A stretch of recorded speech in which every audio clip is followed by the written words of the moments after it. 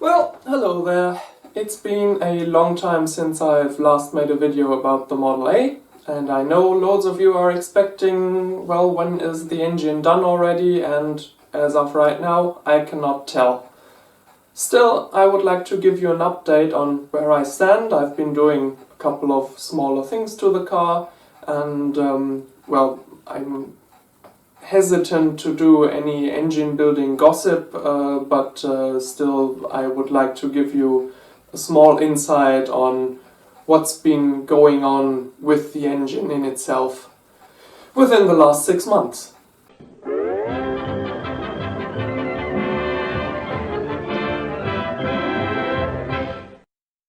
So let's get the engine out of the way first of all. I have done a live stream a while back showing you what my intents are on what the engine will be made to. I've gotten loads and loads of comments which told me which way to go and which way not. I think I have found some, good intermediate way. Many are still on the side of doing Babbitt. Now the problem is that Babbitt really isn't a thing in Europe anymore. There may be a few mechanics out there who claim to be able to do it, but it really is an art which, well, in my opinion, only practice makes perfect in. There are many different factors contributing to the final result. Mainly, of course, it is the alloy that has been used. There are multiple different mixtures available with different amounts of tin or lead or antimony in there, all for different purposes. So if you want a train wagon wheel, for example, which doesn't have any interrupted load, then it's fine to have a high amount of lead in there, which will also work out if, for example, the lubrication stops occurring and it's still able to, not happily, but lug along until the next station where it can be repaired. On the other hand, if you have a highly stressed bearing, as it is in an engine, for example, you want a harder substance in there, which is able to take the beating of the con rods and the explosions occurring in the cylinder. So, yeah, that's a big secret space of, people just call it Babbitt and put it in there, and you don't really know what it is, and everybody says, no, this is better than that, and better use this, and so on. Next, of course, you have to have a very good bond in the block, so you can't just pour your metal in there. It's like a solder joint. You have to prepare the block and the bearing caps and the rods in order to accept the tin going on there or the Babbitt going on there, because if that doesn't happen, then you'll end up with exactly what happened to my engine, where pieces and flakes are just breaking off the Babbitt and, the whole bearing eventually disintegrates. While pouring, you have a huge variable in regards to the temperature that you do the pour at. You'll have to preheat the block, you'll have to preheat the rods, you have to get the temperature of the alloy just right, because if you don't make it hot enough, then it'll just solidify instantly and crystallize out, which I think happened on my bearings too. And then on the other hand, if you get it too hot, then you will get shrinkage. I know that from pouring candles myself, and it is a pretty high art to get an amount of wax to solidify evenly without any holes or pockets inside from shrinkage occurring. And if you make the pour too cold, then you will see the actual lines of the wax solidifying on top of the next, on top of the next. So, while with a solder joint or a wax candle, there isn't really very much dependent on it, it's all minor forces, a Babbitt job will have to be spot on the first time. And, many people stated, look at these videos, all the people are doing it, you don't need any tools for it, and it's super simple, and so on and so forth. It looks simple, yes, but there are, as I said, so many factors in there which just have a very high influence on the end result, which I'm just not willing to take the gamble, because my engine is going to be highly stressed. And to be honest, the failures of my bearings are most likely also due to high stress. High loads, overload for example, can be a factor contributing to the flaking that we saw on my bearings. For example, this bearing surface reports fatigue and overloading. It happens this way. Extreme operating loads and heat, often caused by unwise driving habits such as lugging, crack the bearing metal very minutely. As heat and loads continue, the cracks drive for the bond line. With more loads, more heat, the cracks change direction, just this side of the bond line. The small particles of bearing material which now flake off crowd the shaft, overheat, melt. Disintegration begins. Take another look at the culprit, or rather this one. About all you can do to correct this is explain overloading to him, and be sure his engine is repaired with high-duty bearings. You know, all that being said, I don't think Babbitt is the right way to go in my case. I'm sure it did well in the 30s, where cars weren't susceptible to high loads at, longer intervals of time. I'm sure it is okay to quickly accelerate to 60 miles an hour and then quickly go back again. No harm will be done there.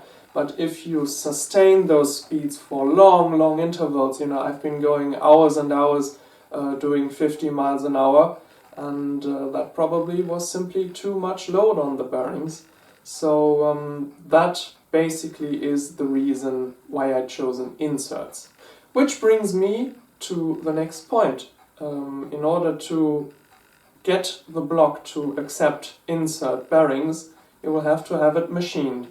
And the tooling required here is out of my reach. We've even thought about doing it at work, but our machine is just a hair bit too short in order to do it all in one stroke, basically.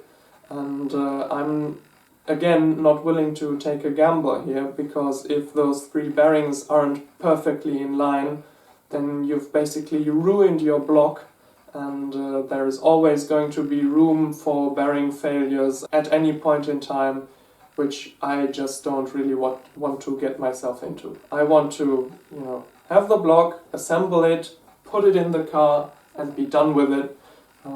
So that's that.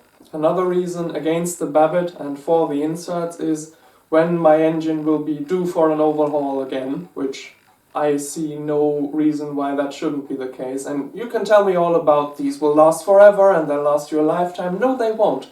Cars in the 30s were a high maintenance item, and the engine wasn't separated from that. I would reckon once the engine is done, I would give it about 100,000 miles until it's due for a next service.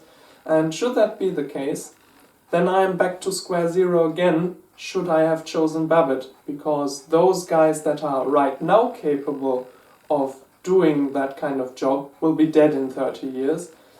Even less people will be able to help me out on that. And with the insert, hopefully they will be still in production and I can just slide the old ones out and put new ones in place, grind down the crankshaft a little bit and be back on the road again. So here I am, dependent on another machinist to do that whole boring out for me. Of course, the cylinders will also need to be bored and honed for the next size because they were quite scored. And that's where things started struggling. I've emailed and telephoned around, shall we say, 30 to 40 different engine builders, most of which aren't able to do that type of job. I found out that most engine builders are more like engine assemblers here around, and they don't have any tooling to, do more than the occasional skim pass across a cylinder head or anything like that. Then there is the type of guy which should be able to do it regarding his machinery, but he just doesn't want to do the experiment, probably because they're all afraid of, people showing up with a lawyer if something doesn't go right. And last not least, there is that handful of people which say, yep, bring it along, we can do that. And then the final straw is that these guys need to be honest regarding what the time is they will take and the money that they want for the job. And that's where I've been struggling lately, because I've been bringing my blog to a few engine builders, and along the line then I heard something like, oh yeah, I brought that guy a set of 3 crankshafts, he should choose the best, and he never gave them back to me. The next one says, oh yeah, I had my engine rebuilt there, and it ran for a while, and then it didn't, and now we're in a 6-year process of, who's at fault here, and all that kind of stuff. So I am currently in a situation where the engine builder told me the engine would be due in 4 weeks. That was 5 months ago. He kept delaying and delaying and delaying. Right now I don't have the time to deal with it because I'm in exam phase, but my next step is going to be collect the block once again and do it myself. I don't know how yet. The machinery that I have access to would probably not be ideal for the job. I could think of chucking up a long boring bar in the lathe and then mounting the block to the saddle and run through it like that. But then you would have a 40mm diameter boring bar not supported anywhere except between the centers, and it would be able to just flop about, far exceeding the amount of precision that I need. And then the last thing I could do would be to visit a regular machine shop, have them bore out the main bearings and the cylinders, leaving a little bit extra, and just have the honing work done by an engine builder, where it literally takes, 30 minutes, an hour or so, and I can stand there and wait for it. Because I feel like the minute that you give an engine builder an engine, that's it, you're done. Right at the moment. I am sure there are proper engine builders, and I've heard many people say, well, just bring it to some engine builder in the US and so on and so forth, but so far I didn't have any luck with that, which is pretty depressing. In the meantime, the car has of course only been sitting around, which is depressing in itself, but I have been visiting the garage every now and then to do some minor things. Rust prevention, for example. I put the car up on jack stands when I knew it was going to take longer, just so the tires won't go flat from sitting around so much. And as I was laying underneath the car, I discovered that there were a couple of bubbles in the paint underneath the running boards and also in the rear fenders. And I just, picked away at it with my finger and suddenly discovered, oh well, everywhere there is a bubble, there is rust underneath. Nothing critical, just surface rust, but still that's the way it starts, obviously. So I just took a screwdriver and a blade and just hacked away at the paint where it was peeling off. Hit that all with rust converter. I didn't have any black paint at that moment, so I just sprayed it over with green paint and put some undercoat over it. And now that's taken care of. Speaking of paint, the big optical flaw that my car had from the get-go was probably from a minor accident. The front fenders had a small kink in them where the splash apron mounts across. Well, I had a friend who is capable of doing sheet metal work help me out there. He just put a couple hammer blows in the right spots with pieces of wood underneath and so on and so forth. Put it right back in shape, and then I discovered that the fender was basically made out of body filler. There was so much Bondo on there, it just kept flying pieces off and shards flying everywhere. That left me with no other way to go around this than to sand it off completely and repaint it.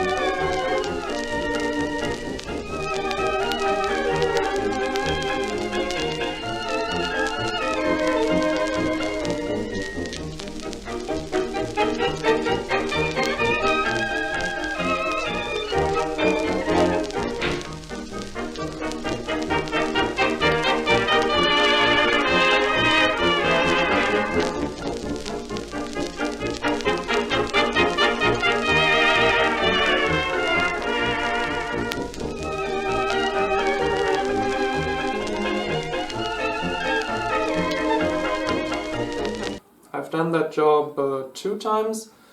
Because the first time round I didn't get all the Bondo off. I thought it would be okay to just sand over it and paint it, but probably through the hammering there were some micro cracks in the Bondo which the paint then just quietly sank into and opened those cracks even further, and after a week or so it was all just cracked paint.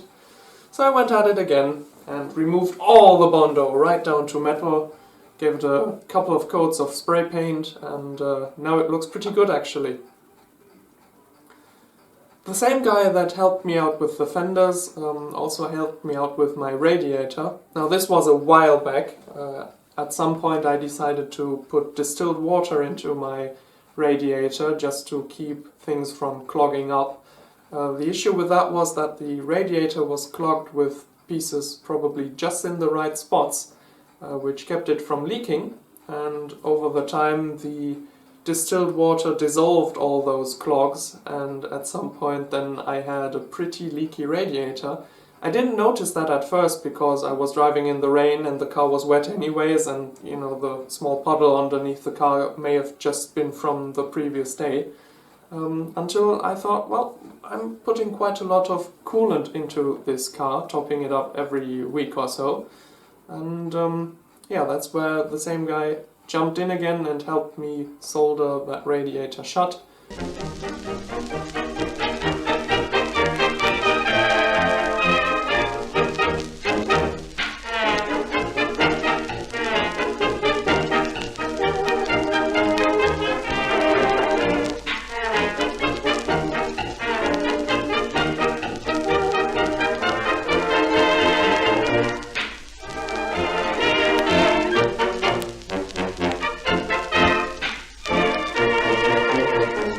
He put the whole thing under pressure and then put soapy water into the spots that probably were the issues, found out where the cracks were, and then soldered them back shut again.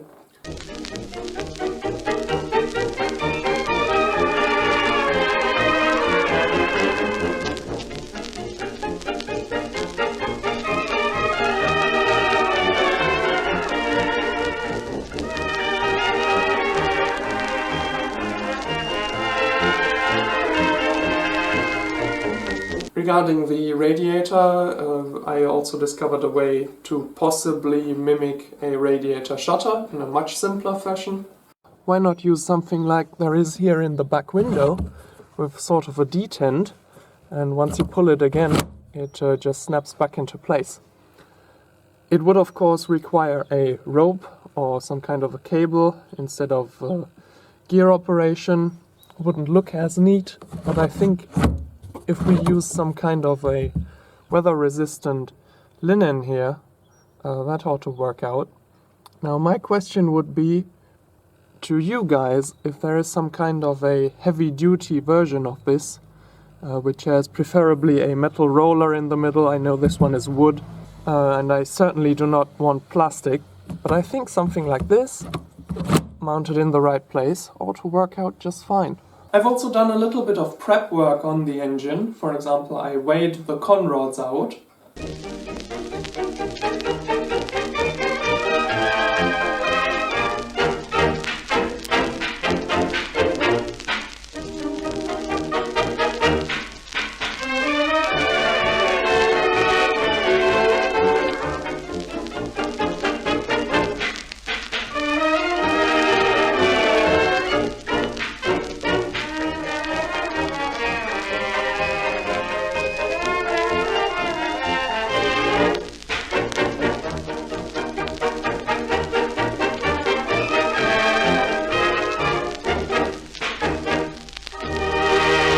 And because I had nothing else to do, I went ahead and gave all the nuts and bolts and fasteners a good clean, just so the threads would be free of any muck and gunk and dirt. You know, when we torque these down eventually, then we want our torque values to be accurate.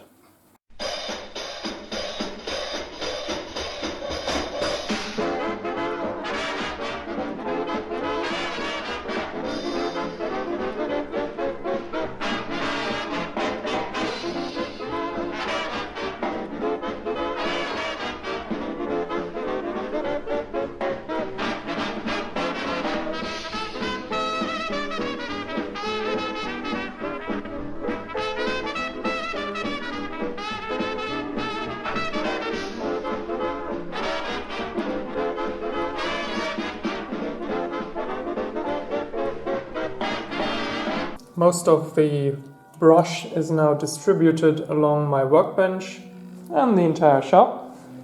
The dirt off here is quite thick, so the engine is going to be considerably lighter after reassembly. Cleaning revealed a few little secrets. For example, this one bolt still has the signature of Mr. Henry Ford himself on here. It's just this one, so I reckon they left that one in, as a lucky charm. I'm going to do that as well. Furthermore, I've discovered that some of these screws are actually beyond reusing. This one, for example, you may or may not be able to see that it has stretched significantly. Maybe if I lay another bolt right beside it, they do not any longer correspond. Added to that, these have holes in their head, so they're probably quite stupid. So they will probably, have some important role of fastening something down. So I'm going to acquire new ones here. I'm not going to risk anything. Also note that I have forgotten what most of these bolts are there for, so we'll have to find that out on the go.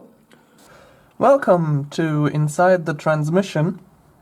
It doesn't look awfully bad in here. I was particularly looking at the teeth where they engage with the next gear, the front faces here. They look alright, no chippings, nothing. But when you look at the surface where the teeth are riding on, you can see they are pretty badly pitted in second, and there's a little bit also going on in first. That explains the noisy second gear especially. The play of these wheels and the shafts still looks alright, and the bearings appear to be new.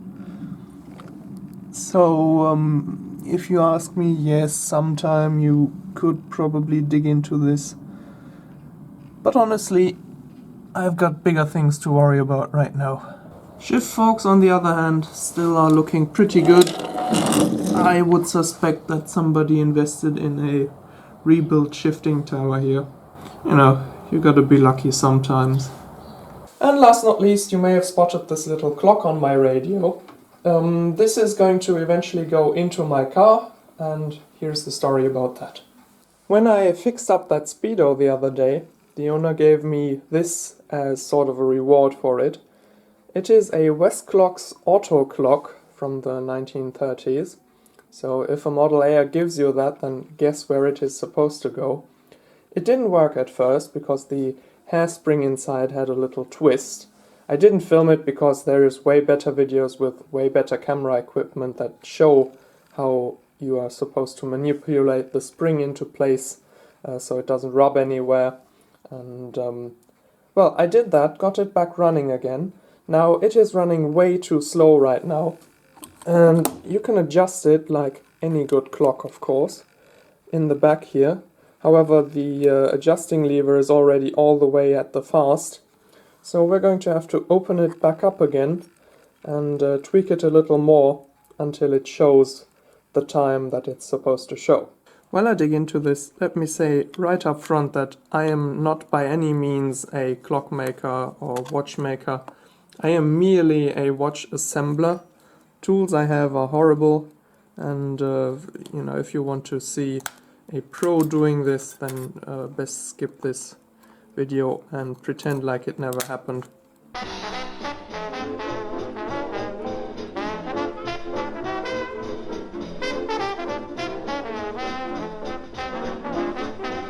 Now, what we can do to quicken this clock up is shorten the hairspring.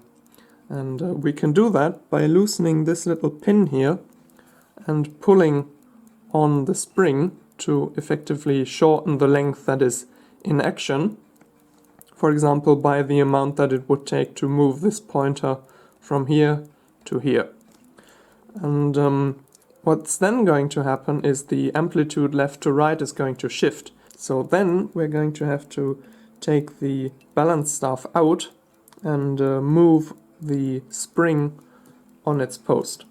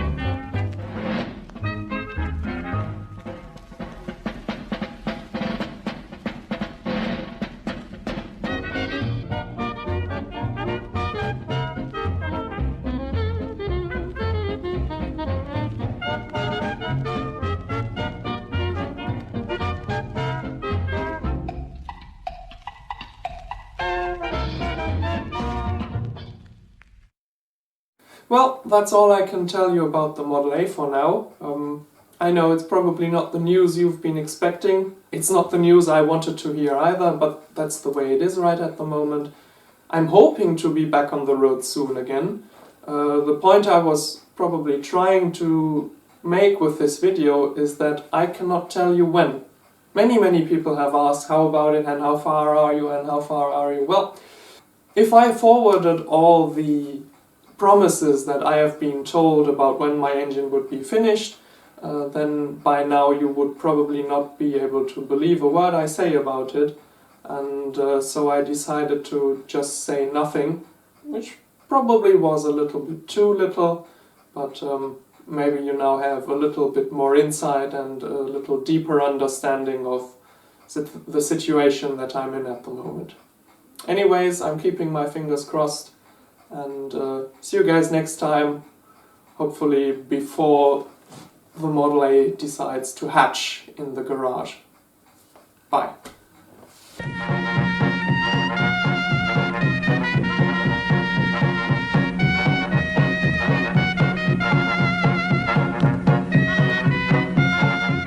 As they say, if you want a Ford that don't cause you trouble, buy a Chevrolet.